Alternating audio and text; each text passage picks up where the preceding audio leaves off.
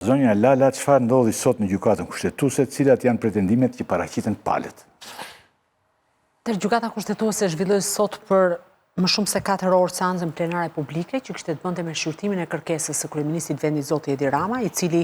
konsiderohet si antikushtetues vendimin e gjykatës posaçme që ka pezulluar nga ushtrimi i funksioneve zëvendës kryeministrin dhe ministrin e infrastrukturës dhe energjisë zonjën Belinda Balluku. Seanca plenare publike në kupton faktin që do duhet jenë të gjitha palët të interesuara dhe ata të përfshira në mënyrë të drejtë për drejtë, siç është kërkuesi në rastin konkret Këshilli i Ministrave, Prokuroria e Posaçme, Kuvendi i Shqipërisë e po ashtu Presidenca. Në rastin konkret ishte ftuar si palë interesuar në këtë proces dhe si palë pjesëmarrëse edhe Gjykata e Posaçme kundër korrupsionit dhe krimit të organizuar, por kjo e fundit nuk u paraqit në proces dhe përmes një shkresje që i kishte drejtuar Gjykatës kushtetuese në datën 29 dhjetor të vitit 2025, pra më pak se 3 javë më parë, Gjykata e Posaçme pretendonte se në një vend demokratik nuk mund të ftohet si palë në proces gjykata, sipas shkresës bashkangjitur zoti Erion Bani, kryetari i gjykatës, arsyetonte se gjykata flet vetëm me vendime dhe vendimet e gjykatës së shkallës parë kundër korrupsionit dhe krimit të organizuar mund të shqyrtohen apo të vijnë diskutim, të rrëzohen, të prishen, të kthehen për gjykim vetëm nga një gjykatë më e lartë, sikurse është gjykata e apelit posaçëm apo gjykata e lartë. Kështu që në këtë aspekt, gjykata e posaçme pretendonte që nuk mund të bëjë pjesë e gjykimit kushtetues, për sa kohë që e konsideronte ndërhyrje në çështjet e ekzekutivit dhe në pavarësinë e tij.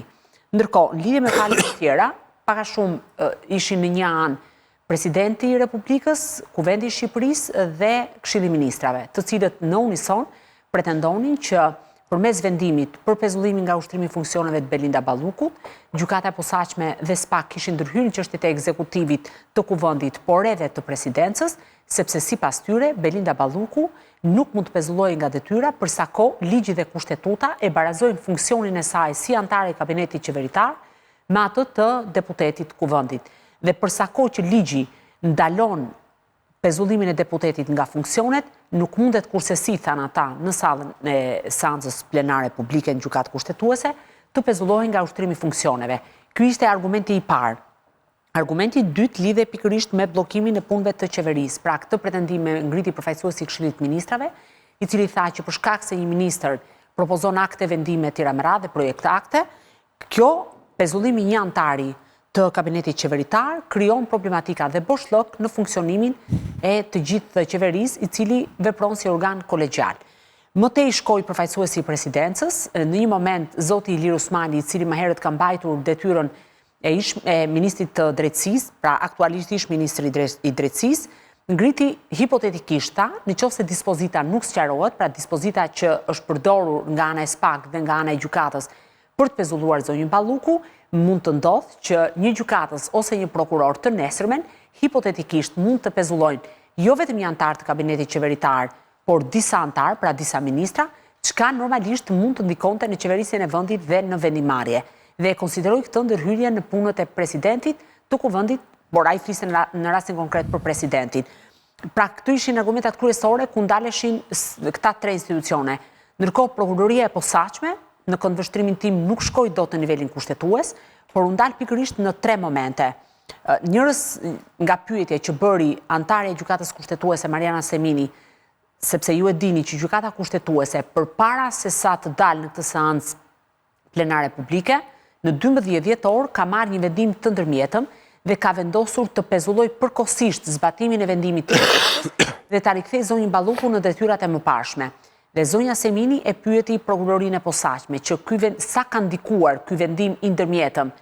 në hetimin e çështjes penale, dhe prokurorët pretenduan që fakti që zonja Balluku është rikthyer në detyrën e mëparshme ka ndikuar negativisht në hetim, sepse ka të dhëna sipas tyre që ajo ka tentuar të prish provat e hetimit penal. Dhe pikërisht me këtë moment e motivuan edhe të gjithë kërkesën e tyre, duke thënë që masa e sigurisë për pezullimin nga ushtrimi i funksioneve është marrë në interes të opinionit publik, për faktin se zonja Balluku, duke qenë në funksione të rëndësishme si zëvendës kryeministre dhe ministre e infrastrukturës dhe energjisë, mund të përbëjë rrezik të prish provat, të intimidojë dëshmitarët, por po ashtu të kryejë vepra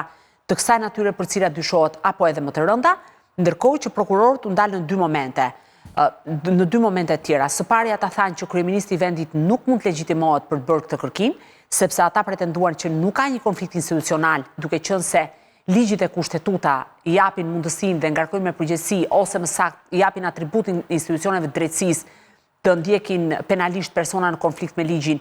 apo që kanë kryer vepra penale dhe po ashtu pretenduan që janë vetëm ata si institucionet të ngarkuara nga ligji për të kërkuar dhe përcaktuar masa sigurie, dhe sipas tyre zoti Edi Rama nuk është cënuar në mënyrë të drejtë për drejtë në ushtrimin e detyrës si kryeministrit i vendit. Dhe duke qenë se nuk është cënuar në mënyrë të drejtë për drejtë, nuk mund të legjitimohet në këtë proces. Pika e dytë kishte të bënte me faktin që prokurorët aluduan që kryeministri i vendit duke u sjellë në këtë mënyrë, pra duke vënë në lëvizje gjykatën kushtetuese për një konflikt institucional ose kompetencash që sipas tyre nuk ka ekzistuar kurrë, është duke bllokuar hetimin për zëvendës kryeministren. Dhe momenti i tretë, sikur se thash, lidhe pikërisht me atë që ata e konsideruan si prishje të provave apo intimidim dëshmitarëve. Prokurorët e posaçëm patën edhe një mesazh për vetë gjykatën kushtetuese, sepse ata thanë që vetë gjykata kushtetuese ka normuar përmes vendimeve të saj dhe i ka dhënë të drejtën ose ka legjitimuar më herët të gjitha veprimet e gjykatave dhe të prokurorive, të cilat të shkallëve më të ulta, për të qenë të pavarura në punën e tyre. Dhe ndërhyrja e gjykatës kushtetuese në këtë moment, në fakt sipas tyre, cënon haptazi pavarësinë e pushtetit gjyqësor dhe të institucionit të prokurorisë. Pra pak a shumë ishte kjo e gjithë panorama çfarë ndodhi në gjykatën kushtetuese. Një pyetje interesante ishte edhe nga antarja e gjykatës kushtetuese, Marsida Xhaferllari, e cila në fakt ju referua një shprehje të kryeministrit që jemi një vend demokratik apo si e shohin ata këtë konceptin e Republikës së prokurorëve. Në fakt, prokurorët e posaçëm në rastin konkret nuk është se ishin shumë të qartë se cila ishte përgjigja që do duhet të jepnin në raport me këtë, por ama thanë që rasti konkret është një rast që sipas tyre nuk ka krijuar konflikt mes institucioneve dhe mes kompetencave, së pari nuk ka cënuar balancat dhe të drejtat e pushteteve të tjera, dhe ndërkohë pretenduan që për shkak të nevojave të hetimit dhe për shkak të mënyrës se si ata kanë hetuar në rastin konkret zonin Balluku, kanë zbatuar me rigorozitet të gjitha kushtet dhe kriteret dhe kanë caktuar dy masat ndaj saj, sepse ju e dini që ka dhe një mas tjetër, krahas pezullimit edhe ndalimi për të dalë jashtë vendit, masë e cila mbetet në fuqi. Ka mbetur kjo pasaport. Po, kjo ka mbetur në fuqi dhe nga apeli, pritet gjykata e lartë të shihet pas rekursit që do të bëjë zonja Balluku,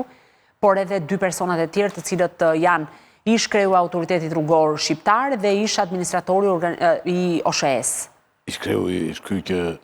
Gentian Gjyli. Që kishte lënë në telefon? Jo, nuk Evis Berberi është i arrestuar, po flas për dy të tjerët, sepse është dhe një tjetër ish kreu, domethënë ish drejtuesi i autoritetit rrugor shqiptar Gentian Gjyli dhe Ral Delezi që është administratori i Keshit, pra i korporatës elektroenergjitike shqiptare, që po ashtu janë të pandehur në këtë proces në lidhje me tenderin për tunelin e Llogaras. Ndërkohë që këta nuk kanë lidhje me tendrat e tjerë që kanë bën munazën e madhe, sepse kanë ndryshuar më pas drejtuesit. Keshit dhe ky tjetri, Po, këta janë vetëm për tunelin e Llogaras.